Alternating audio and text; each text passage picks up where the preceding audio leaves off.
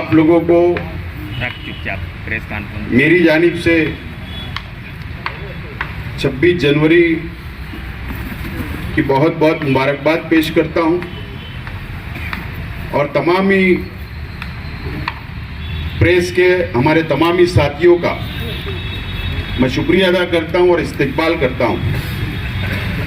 आज मंच पर समाजवादी पार्टी के जिम्मेदारान, कम्युनिस्ट पार्टी के जिम्मेदारान, हिंदुस्तानी कम्युनिस्ट पार्टी के जिम्मेदारान और राष्ट्रीय जनता दल के जिम्मेदारान और मेरे साथी आज मंच पे आप लोगों को नजर आ रहे हैं, मौजूद है। मंच पे तमाम ही साथियों का भी मैं इस्तकबाल करता हूं, स्वागत करता हूं। आप लोगों को पता है, शहर की आवाम को पता है, प्रशासन को पता है, हम लोगों ने प्रेस कॉन्फ्रेंस का ऐलान किया था और उसका मकसद भी आप लोगों के सामने हमने बताया था। आप लोगों को हमारे पीछे स्टेज के ऊपर जो बैनर दिख रहा है, हम लोगों का मुश्तरका फैसला हुआ, हमारा सलाह मशवरा हुआ कि एक प्लेटफार्म गैर सियासी बनाना है और मशवरे के बाद ये तय हुआ कि माइनॉरिटी डिफेंस कमेटी हम लोगों ने मशवरे से बनाई और आज की प्रेस कॉन्फ्रेंस भी उसी बैनर के ऊपर हो रही है।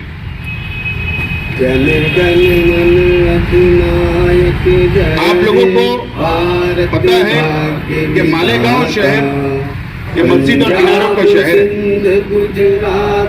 मुसलमानों की बड़ी तादाद यहाँ पर रहती है और पार्लियामेंट के इलेक्शन के बाद से सरकारी पार्टी बीजेपी और फिरका परस्त पार्टियों की तरफ से मालेगांव शहर को बदनाम करने की शुरुआत की गई और आज भी बदनाम किया जा रहा है। सिर्फ मालेगांव नहीं, महाराष्ट्र में अलग अलग शहरों में अलग अलग मुस्लिम बस्तियों को बदनाम करने का काम हिंदुस्तान बीजेपी की तरफ से, सरकारी पार्टी की तरफ से, फिरका परस्त पार्टियों की तरफ से किया जा रहा है। मालेगांव को सबसे पहले जो बदनाम किया गया वो वोट जिहाद के नाम पर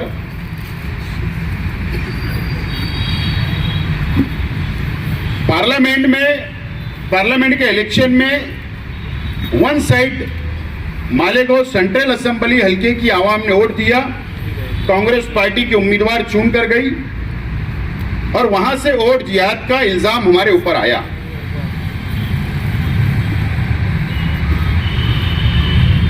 और कुछ महीने पहले किरीट सोमैया के वोट जिहाद के लिए मालेगांव शहर में रुपया पैसे का इस्तेमाल किया गया और पहला इल्जाम यह लगाया गया कि 100 करोड़ से ज्यादा यहां पर फंड आया है अलग अलग अकाउंट में।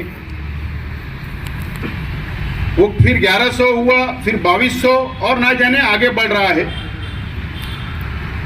और मालेगांव को बेस बनाकर, सेंटर बनाकर बोले पूरे मुल्क के अंदर और मुल्क के बाहर यहां से पैसा गया।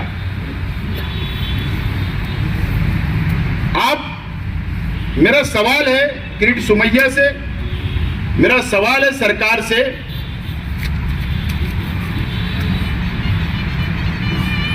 अगर 1000 करोड़ 2200 करोड़ अकाउंट में अलग अलग पूरे देश के अलग अलग रियासत के अंदर, अलग अलग राज्यों के अंदर अलग अलग लोगों के अकाउंट में आया और कल किरीट सोमैया ने यह कहा कि 150 से ज्यादा करोड़ों रुपया यहां पर वोट जिहाद के लिए इस्तेमाल किया गया। अब सवाल यह है मेरा एकदम सीधा कि किरीट सोमैया इसका जवाब दे, या सरकार मरकजी हुकूमत या रियासती हुकूमत के आला ऑफिसरान जो इसकी इंक्वायरी कर रहे हैं, जो फंड कहां से आया, वो जवाब दे। ये वोट जिहाद कैसे हो सकता है? ये वोट जिहाद कैसे हो सकता है?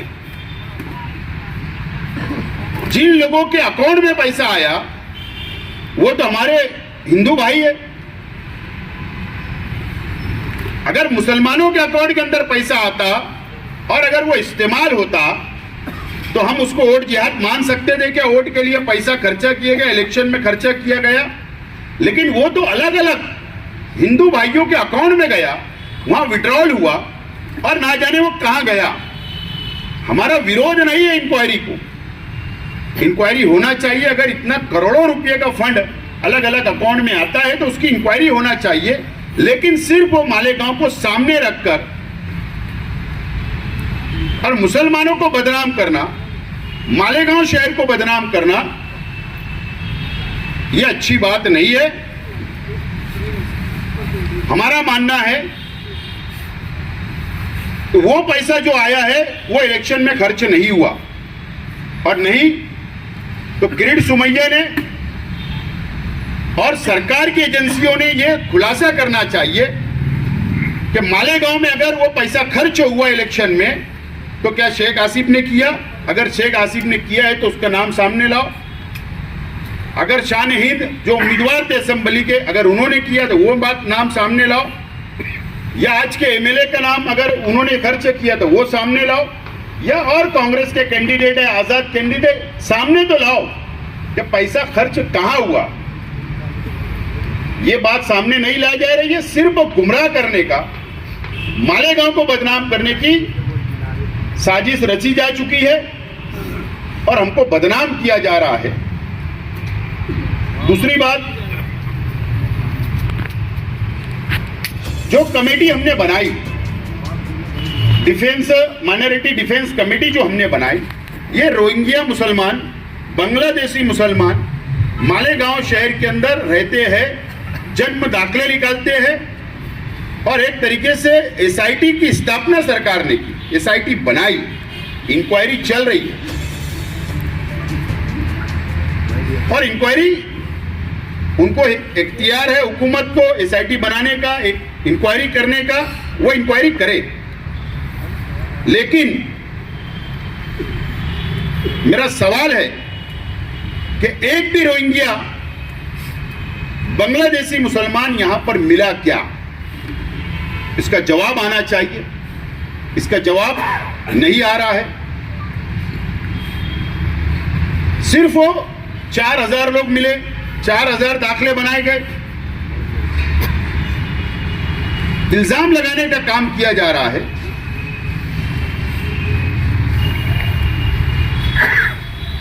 इसीलिए हम लोगों ने माइनॉरिटी डिफेंस कमेटी बनाई और आज हमने एक प्लेटफॉर्म तैयार किया है जो अलग अलग पार्टियों के जिम्मेदारान आज मंच पर है, और लीगल लड़ाई के लिए, कानूनी लड़ाई के लिए एडवोकेट अजीम खान साहब, एडवोकेट तौसीफ साहब, एडवोकेट हिदायतुल्लाह साहब भी मंच पर है। हमने ये फैसला किया है कि जो मालेगांव को बदनाम किया जा रहा है, मुसलमानों को बदनाम किया जा रहा है, अलग अलग रोहिंग्या के नाम पर, बांग्लादेशी के नाम पर, फंड के नाम पर, तो इसके लिए आज कानूनी तौर पर भी और जमहूरी तौर पर भी आज बीजेपी और उनके लीडरान जो इल्जाम लगा रहे हैं उनका जवाब देने के लिए हमने ये प्लेटफॉर्म तैयार किया। और हमारी आज ये प्रेस कॉन्फ्रेंस, आज यहां से हमारी शुरुआत होगी, और हम हर लड़ाई करने के लिए, चाहे वो कानूनी हो, चाहे वो जमहूरी तौर पर रास्ते पे उतरना हो, चाहे धरना आंदोलन करना हो, या हम लोगों को ये लड़ाई मंत्रालय तक ले जाना हो, हमारी मुकम्मल तैयारी हमने की है, और इसीलिए आज की ये प्रेस कॉन्फ्रेंस हमने रखा है। हमारा जो एजेंडा हमने बनाया है, ये जो प्लेटफॉर्म बना, हमारी कौन सी लड़ाई होगी? हमारा सिंपल एजेंडा है कि रोहिंग्या मुसलमान के नाम पर जो शहर को बदनाम किया जा रहा है, हमको कानूनी तौर पर भी लड़ाई लड़ना, और साथ में वक्फ बोर्ड का जो बिल,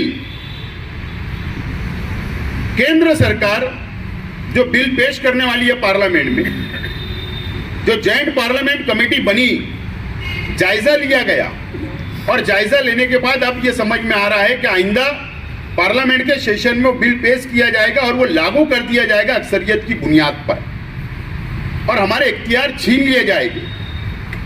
वक्फ बोर्ड के जो मेंबरान होते हैं उसके अंदर 100% अभी के कानून के मुताबिक मुसलमान ही होते हैं।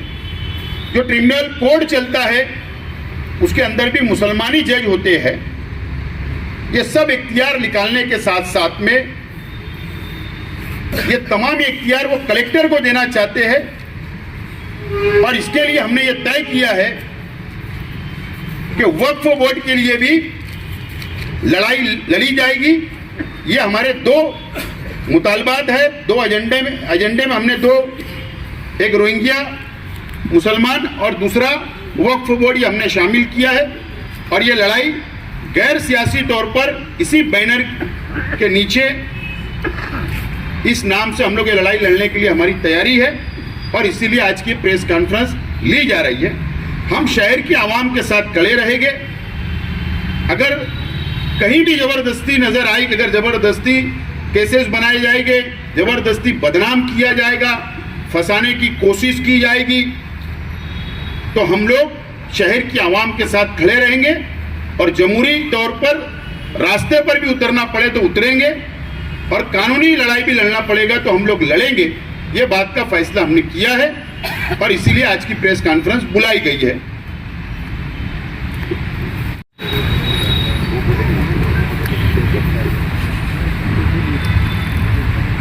आज की press conference minority defence committee की तरफ से रखी गई है।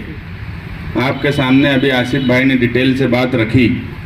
हमारा मकसद इस कमेटी को बनाने का ये है कि जिस तरीके से मालेगांव शहर की बदनामी हो रही है, ये मुस्तकबिल में इस शहर के लिए अच्छा नहीं रहेगा।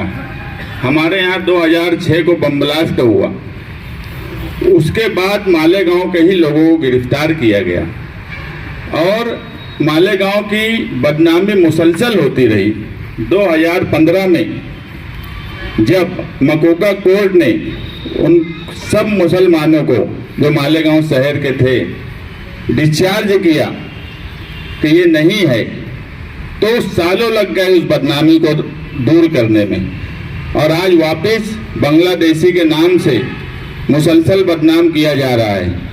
अगर इस बदनामी को नहीं रोका गया, इस कार्रवाई पर नजर नहीं रखी गई कानूनी और जमहूरी तौर पर, तो हमें शक है कि जिस तरीके से किरीट सुमैया के बोलने के बाद एसआईटी बन गई, मगर उसके बावजूद भी वो मुसलसल मालेगांव शहर आ रहे हैं, दफ्तर में बैठ रहे हैं, सरकारी कागजात खुद ले रहे हैं, चेक कर रहे हैं, तो ये कहीं ना कहीं सरकार को भी और एसआईटी को भी गुमराह कर रहे हैं। और आज ये हकीकत है कि मुसलमानों के लिए सरकारें ईमानदार नहीं है, इसलिए ज़रूरत है इस सबसे डिफेंस की इस शहर को, और बड़ी ताकत के साथ पूरे शहर को जुड़ने की ज़रूरत है।